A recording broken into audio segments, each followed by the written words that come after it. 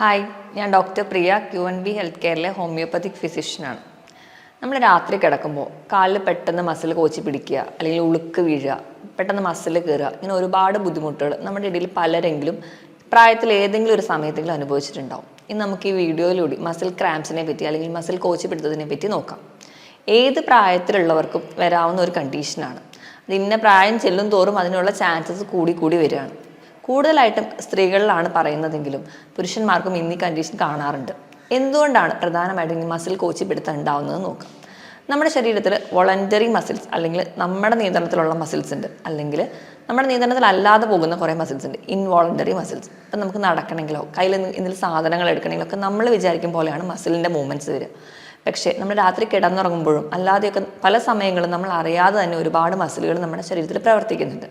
അപ്പോൾ മസിലിൻ്റെ ഒരു മൂവ്മെൻ്റ് എന്ന് പറഞ്ഞു കഴിഞ്ഞാൽ കൺട്രാക്ഷൻ, റിലാക്സേഷൻ, ഈ ഒരു രീതിയിലാണ്. അതായത് ഒന്ന് സങ്കോചിക്കുക, പിന്നെ ഒന്ന് റിലാക്സ് ചെയ്യുക, അങ്ങനെ ഒരു രീതിയിലാണ്.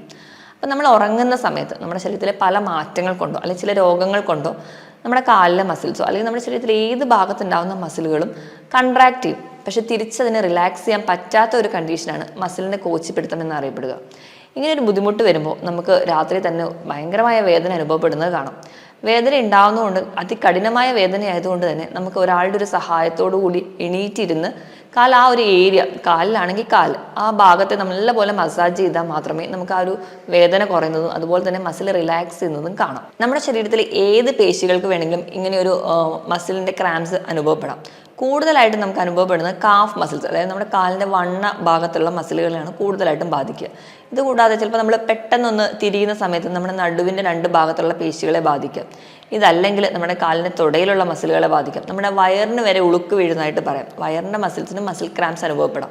ഇല്ലെങ്കിൽ കാലിൻ്റെ അടിയിൽ അല്ലെങ്കിൽ കാലിൻ്റെ വെണ്ണയിലുള്ള മസിൽസ്, അവിടെയൊക്കെ നമുക്ക് മസിൽ ക്രാംസ് അനുഭവപ്പെടുന്നതായിട്ട് പറയാറുണ്ട്. കൂടുതലായിട്ടും പറയുന്നത് കാഫ് മസിലിന് അല്ലെങ്കിൽ ആ ഒരു ഏരിയനെയാണെന്ന് മാത്രം. കൂടുതലായിട്ട് നമ്മൾ ഏജ് ചെല്ലുന്നതിനനുസരിച്ച് പല വിധമായ കാരണങ്ങൾ കൊണ്ടാണ് മസിൽ ക്രാംസ് ഉണ്ടാവുന്നത്. നമുക്ക് ആദ്യം തന്നെ എന്തുകൊണ്ടൊക്കെയാണ് മസിൽ ക്രാംസ് ഉണ്ടാവുന്നതെന്ന് നോക്കാം.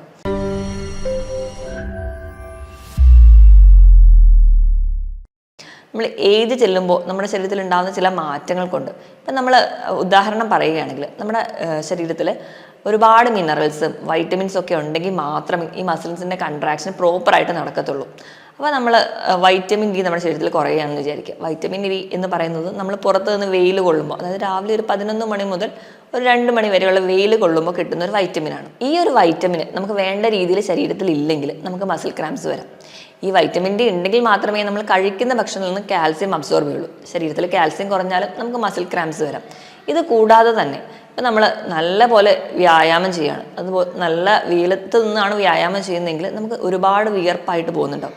ഈ വിയർപ്പ് ഇങ്ങനെ പോകുമ്പോൾ നമ്മുടെ ശരീരത്തിൽ നിന്ന് പല ഇലക്ട്രോലൈറ്റ്, പല ലവണങ്ങളും അല്ലെങ്കിൽ പല ധാതുക്കളും നമ്മുടെ ശരീരത്തിൽ നിന്ന് നഷ്ടപ്പെടും. അതുപോലെ തന്നെ ആ ഒരു സമയത്ത് നമ്മൾ വേണ്ട രീതിയിൽ വെള്ളം കൂടി കുടിക്കുന്നില്ലെങ്കിൽ ഈ ഒരു മിനറൽസോ അല്ലെങ്കിൽ ഒരു ഇലക്ട്രോലൈറ്റ് ഇൻബാലൻസ് നമ്മുടെ ശരീരത്തിൽ വരും.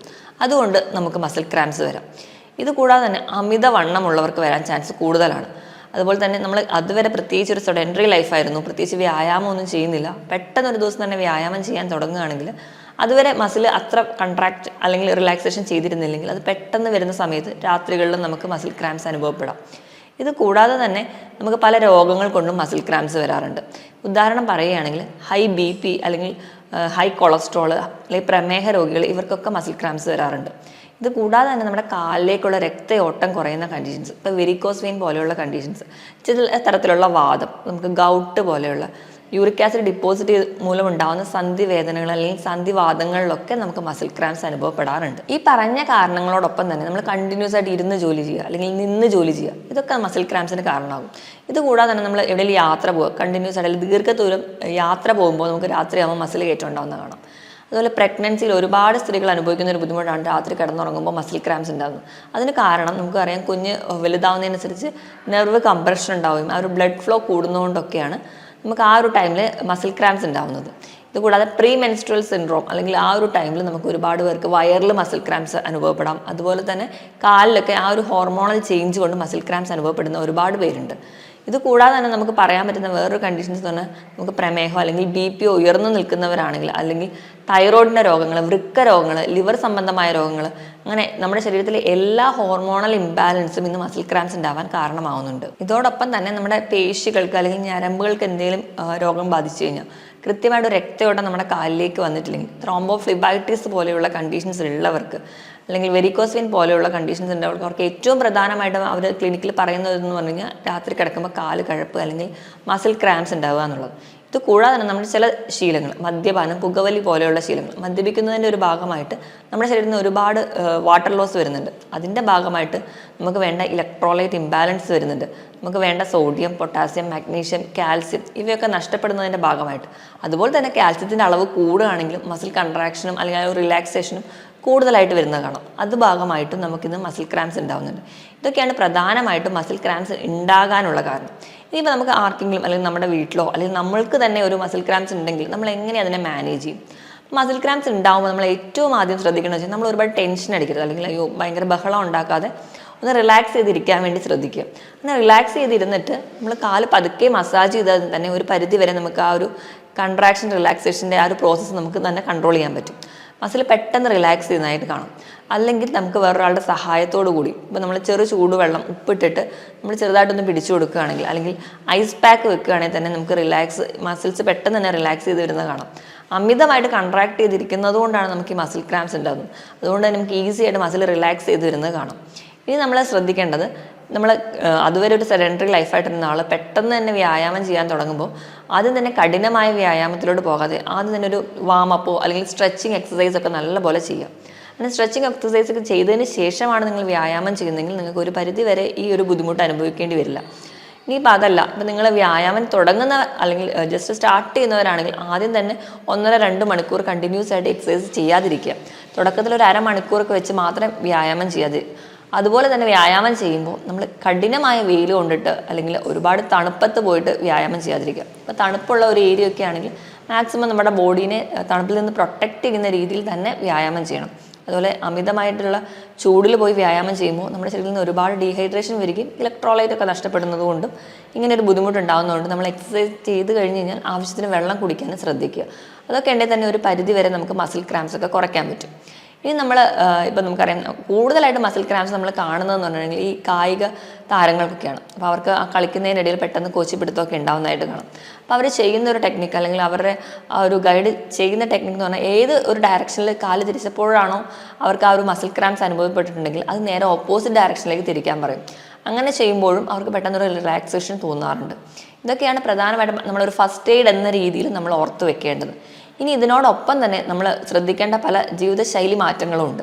അതിലൊന്നാമതായിട്ട് പറയുകയാണെങ്കിൽ അമിതവണ്ണം ഒരു കാരണമായതുകൊണ്ട് തന്നെ നമ്മുടെ ബോഡി വെയിറ്റ് എപ്പോഴും ഹൈറ്റിനനുസരിച്ച് തന്നെ നിലനിർത്താൻ വേണ്ടി ശ്രദ്ധിക്കുക.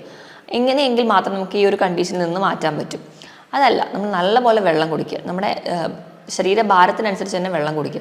25 കിലോയ്ക്ക് 1 ലിറ്റർ എന്ന കണക്കെ നമ്മൾ നല്ലപോലെ വെള്ളം കുടിക്കാൻ വേണ്ടി ശ്രദ്ധിക്കുക. പിന്നെ നമ്മൾ ഭക്ഷണം കഴിക്കുമ്പോൾ അതിൽ നല്ല രീതിയിൽ നമ്മൾ പ്രോട്ടീൻ കഴിക്കുന്നു, കാർബോഹൈഡ്രേറ്റ് കഴിക്കുന്നു എന്നുള്ളതല്ല, നമ്മൾ നല്ല രീതിയിൽ മിനറൽസ് കഴിക്കുക. മിനറൽസ് നമ്മുടെ ശരീരത്തിന് ആവശ്യമുണ്ട്, അതിന് കിട്ടുന്നുണ്ടെങ്കിൽ തന്നെ ഒരു പരിധി വരെ നമുക്ക് ഈ ഒരു ബുദ്ധിമുട്ട് മാറ്റാൻ പറ്റും. പിന്നെ മദ്യപാനം, പുകവലി പോലെയുള്ള ശീലമുള്ളവരാണെങ്കിൽ മദ്യപാനത്തിൻ്റെ ഒരു ദോഷഫലം എന്ന് പറഞ്ഞിട്ടുണ്ടെങ്കിൽ നമുക്ക് ശരീരത്തിന് ഒരുപാട് വെള്ളം നഷ്ടപ്പെടുകയാണ്. അതിനോടൊപ്പം തന്നെ നമുക്ക് ഇലക്ട്രോലൈറ്റ് നഷ്ടപ്പെടുകയാണ്. രണ്ടാമത് പുകവലിയാണെങ്കിൽ നമുക്ക് പുകവലിയുടെ മൂലം തന്നെ നമ്മുടെ രക്തക്കൊഴലുകളൊക്കെ ബാധിക്കാറുണ്ട്. അങ്ങനെ ബാധിക്കുന്നതിൻ്റെ ഭാഗമായിട്ട് നമുക്ക് വേണ്ട രീതിയിലുള്ള ഒരു രക്തം നമ്മുടെ അവയവങ്ങൾക്ക് അല്ലെങ്കിൽ നമ്മുടെ മസിൽസിന് സപ്ലൈ ചെയ്യാൻ പറ്റാതെ വരികയും കൃത്യമായിട്ട് അവർക്കൊരു ഓക്സിജനോ അല്ലെങ്കിൽ ഗ്ലൂക്കോസോ കിട്ടാതെ വരും. അതിൻ്റെ ഭാഗമായിട്ട് മസിൽ ക്രാംസ് ഉണ്ടാവും. അപ്പോൾ അതുകൊണ്ട് നിങ്ങൾ പുകവലി, മദ്യപാനം പോലെയുള്ള ശീലമുള്ളവരാണെങ്കിൽ ആദ്യം അത് നിർത്താൻ വേണ്ടി ശ്രദ്ധിക്കുക.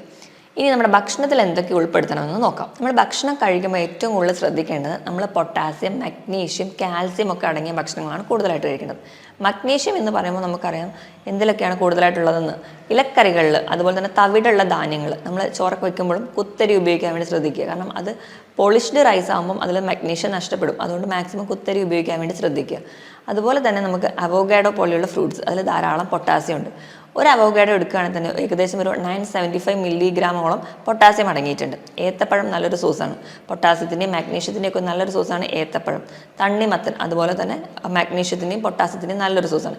ഈ ഫ്രൂട്ട്സൊക്കെ സ്ഥിരമായിട്ട് കഴിക്കാൻ വേണ്ടി ശ്രദ്ധിക്കുക. കാൽസ്യം നല്ലപോലെ കഴിക്കാൻ വേണ്ടി ശ്രദ്ധിക്കുക. കാൽസ്യം കഴിക്കുമ്പോൾ നമ്മൾക്കറിയാം കാൽസ്യം അത് അബ്സോർബ് ചെയ്യണം. നമ്മുടെ ശരീരത്തിൽ അബ്സോർബ് ചെയ്യണമെങ്കിൽ വൈറ്റമിൻ ഡി അത്യാവശ്യമാണ്. അതുകൊണ്ട് തന്നെ ഒരു 10 മിനിറ്റെങ്കിലും ആഴ്ചയിൽ അല്ലെങ്കിൽ പറ്റുന്ന ഒരു 4-5 ദിവസമെങ്കിലും ഒരു 10 മിനിറ്റെങ്കിലും വെയിൽ കൊള്ളുക. 11 മണി മുതൽ 2 മണി വരെയുള്ള വെയിൽ സ്ഥിരമായിട്ട് നമ്മുടെ സ്കിന്നിൽ വീഴത്തക്ക രീതിയിൽ കൊള്ളുകയാണെങ്കിൽ ഒരു പരിധിവരെ വൈറ്റമിൻ ഡിയുടെ അഭാവം നമുക്ക് മാറ്റാം. അതുവഴി കാൽസ്യം അബ്സോർപ്ഷൻ നടക്കും. കാൽസ്യം ലഭിക്കാനായിട്ട് നമുക്ക് പാല്, മുട്ട, തൈരൊക്കെ കഴിക്കാവുന്നതാണ്. ഇലക്കറികളിലും ധാരാളം കാൽസ്യം അടങ്ങിയിട്ടുണ്ട്. അതോടൊപ്പം തന്നെ നമ്മൾ നട്ട്സ്, അതുപോലെ തന്നെ തോടുള്ള മത്സ്യങ്ങളൊക്കെ കഴിക്കുകയാണെങ്കിൽ നിങ്ങൾക്ക് സെലീനിയം, സിങ്ക്, മഗ്നീഷ്യം പോലെയുള്ള മിനറൽസ് നിങ്ങൾക്ക് ലഭിക്കുന്നതാണ്. അപ്പം ഈ ഒരു ഭക്ഷണം ഇതൊക്കെ നമ്മൾ സ്ഥിരമായിട്ട് നമ്മൾ കഴിക്കുകയാണ്. നമ്മുടെ ബോഡി കൃത്യമായിട്ട് വ്യായാമമുണ്ട്, നമ്മുടെ ബോഡി വെയിറ്റ് കൃത്യമായിട്ട് മെയിൻറ്റെയിൻ ചെയ്യുന്നുണ്ട്, കൃത്യമായിട്ട് വെള്ളം കുടിക്കുന്നുണ്ടെങ്കിൽ നമുക്ക് ഈ ഒരു ബുദ്ധിമുട്ട് ഒരു പരിധി വരെയൊക്കെ കുറയ്ക്കുന്നതായി കാണാം. ഹോമിയോപ്പതിയിലും ഫലപ്രദമായ ചികിത്സ ലഭ്യമാണ്. അപ്പോൾ ഏതെങ്കിലും ഒരു കണ്ടീഷൻസ് മൂലമാണ് ഇങ്ങനെ നിങ്ങൾക്ക് മസിൽ ക്രാംസ് ഒക്കെ ഉണ്ടാവുന്നെങ്കിൽ ആ ഒരു കണ്ടീഷൻ തന്നെ നമ്മൾ മാനേജ് ചെയ്ത് കഴിഞ്ഞാൽ ഒരു പരിധി വരെ നമുക്കിതൊക്കെ മാറ്റാൻ പറ്റും. മറ്റൊരു ഹെൽത്ത് ടോപ്പിക്കുമായിട്ട് വീണ്ടും കാണുന്നത്.